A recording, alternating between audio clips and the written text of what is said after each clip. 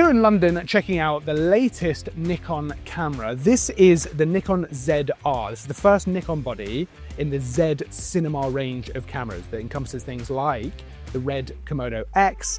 And that is super exciting because we kind of been waiting for something like this, which I think is really cool. And this is living up to a lot of expectations in terms of what this is able to do and where this kind of places in the hierarchy of different kind of videos you might want to shoot. It works really well as a standalone unit for a solo videographer, shooting promo videos for small businesses, stuff like that, run and gun, we'll get onto why in a bit, but it also fits in really well into larger productions where maybe it might be used as a B cam or a C cam. You know, it could fit into a nice rig if you want to set it up that way, or just standalone by itself, which is such a useful and versatile way to be able to shoot with a camera like this. You've got a lot of different ways that you can actually shoot inside the camera, and essentially spec-wise, you're looking at the same sensor and processor as the Z6 III. So it's a partially stacked 24.5 megapixel sensor. That processor is also the same as the Z8 and the Z9. So you've got some really nice fast scan rates. You've got some low rolling shutter, great again for the kind of dedicated video that this is going to be used for. And in terms of the actual video capabilities, like I say, there's a lot of different ways you can shoot. So you can shoot up to 6K, 60 frames a second. You've got 4K in here all the way up to 120 frames a second with a little bit of a crop, so it's 1.5 times. Actually, that's a really useful way to be able to shoot. Sometimes, depending how you look at it, that can be a useful thing. Get a little bit more reach out of your lenses, which actually I've done before to get the right kind of shot, actually put it into that mode specifically for the crop. That depends how you want to shoot. But you know, I think 4K 120 is a lovely way to be able to get that super slow motion with a great resolution. If you want to go even slower, you've got full HD, all the way up to 240 frames a second as well. And you've got different ways to shoot in terms of the actual bit rates as well and the codecs that you're going to be shooting with. So for example, you can match this with other Nikon cameras. So you've got N-Log, of course, if you want to shoot with a Z8 or something like that. But you can also shoot to match with RED cameras. So you've got R3D NE, so that's the Nikon edition. If you want to try and color match this with things like the Komodo X, if it is on a larger production, that is such a useful tool to have at your disposal. It's going to eat up card space, but if you are matching with cameras like that, that is just unbelievably useful and such a versatile way to shoot. So you really can go from shooting kind of 4K, pretty standard, straight out of the camera, all good, all the way up to cinema level stuff where you are on that larger production and you're getting, you know, that B cam and C cam experience. And similarly, like I mentioned before, this is completely fine to use as a standalone camera, which is not always the case with a video-centric camera like this. Often you'll want to put them in a rig, you know, you'll want an external monitor.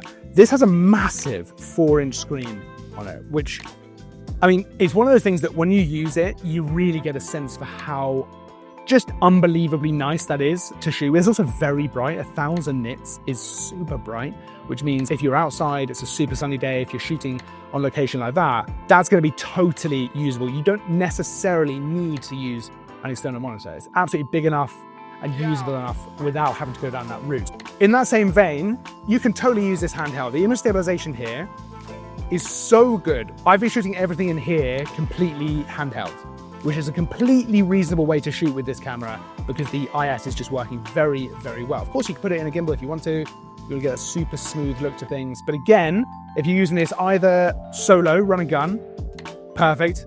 If you are using it as part of a larger production, this could be your handheld option because you're gonna get some lovely looking footage, but it's gonna be totally, it's just gonna look good. For me, it's a big part of what makes this camera cool is just that versatility across different ways of shooting content.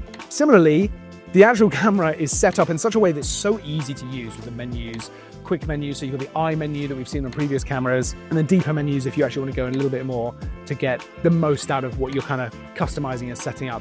Autofocus here is also really quite impressive actually. So you can track subjects, you can tell the camera what kind of subject you want to track. When we've been shooting in here, it's actually been picking up the drummer's eye, just tracking him, no problem at all. I can also set a point so that I can do things like focus on the symbols and stuff like that if I want to. It just takes all that stress away from you, which again, for shooting video, frees you up to be able to just focus on the framing, to focus on the shots and getting the right kind of content. It's not just about the video side of things though. Audio is a massive component when it comes to shooting any kind of content, really at any different level. And this camera has 32-bit floating point audio built in. Essentially, if you're not familiar with that, it's a little bit like shooting raw audio. You can really, really play around with the levels later. So it doesn't matter nearly as much when it comes to things like clipping and stuff like that, which is fantastic. So whether you're using the built-in microphone or a compatible microphone that you're plugging into the camera, that is such a game-changing way to be able to record your audio. You almost don't have to worry at all about levels. It is remarkable. It's such a useful way to shoot, and audio is such an important part of any video that is just a fantastic tool to have in camera and available to you. That built-in microphone is omnidirectional as well, and that means it can pick up sound from different sources from different directions. And you can actually set the different directions in the camera if you want to. For example, specifically gather sound from the front, from behind. If you actually want to speak while filming, if you're doing some vlogging and that kind of style, you can gather sound from different directions to get kind of a stereo audio. That's really impressive. And it kind of just goes into that overall feeling that you get with this camera, where it's just so usable and versatile as a tool, which I think is such an important part of this, right? We can talk about how exciting certain things are and how fun things are, but this is absolutely a tool, first and foremost, for different levels, right? Absolutely. So we've just attached the new shotgun microphone to the top of the camera. It's actually very cool, and I think worth looking at as well, because it also shows off a little bit of the ergonomics of the camera. It just connects via the digital pins, actually, in the hot shoe, which is really cool. It makes your life a lot easier. And it connects with the tally lamp on the camera to have then tally lamps on the microphone, and they're nice and bright as well, which is something that you only really appreciate when you actually use it. Actually, a nice bright tally lamp does make a difference, right? In the same way that if you come from no tally lamp to having a tally lamp, you realize how much of a difference that makes to your life, because you're no longer having a situation where actually the camera wasn't recording, you didn't know. If I just turn this on for a second, you can see we've got a tally lamp on the camera. We've also got on the front of the microphone and on the back of the microphone. And it's bright enough that you can kind of see that from the side, which I actually think is really cool. It just makes your life easier, right? It's all designed about making your life easier as a videographer. And that's how it feels with the ergonomics as well. We touched a little bit on the menus. They're super easy to use. You've got the quick menus, you've got the deeper menus. That's great. But even just the way the camera is set up, there's not too many controls on it to kind of overwhelm you, which some, especially cinema level cameras, can feel a little bit like that. This is very easy and straightforward. Nice tactile buttons, which are very straightforward and obvious what they do. Nice button on the top here to start and stop recording. Super easy. You've got the power zoom here as well, the rocker on the front, which is great to use with power zoom lenses. And again, you can switch between photo and video super easily with just a little switch on the top there. Now, of course, it's a video-centric camera, but you've got the option there for a bit of photography if you want to. You have got a microphone port on the side, headphones as well, and USB-C charging, which is great, as well as power delivery, which is a fantastic way to be able to shoot on a much larger scale for much longer without having to worry about battery life. Although that said, battery life is pretty impressive here, actually. It does just seem to run. And another thing that I know people might be a little bit concerned about, because it's, you know, it's come up over the years, right, is heat dissipation. And especially when you're talking about shooting a very high levels, very intense codecs and 6K and all that kind of stuff, that can be something to think about, right? This is a fanless design, and the whole idea of this camera is that the dissipation is very good, right? The heat is coming out of the camera. Now, when we switched over to shooting R3D NE, the camera did get noticeably warmer, but it's not a problem, if that makes sense. You can feel the heat coming out of the camera, which is exactly kind of how you would want it to behave. Of course, it's going to warm up shooting like that. That's quite an intense way to shoot. I never ran into any issues at all while shooting in here, and it's reasonably warm in here as well. And I was trying to keep the camera rolling as opposed to kind of stopping and starting and stopping and starting to kind of get a little bit of a sense for how that was going to perform.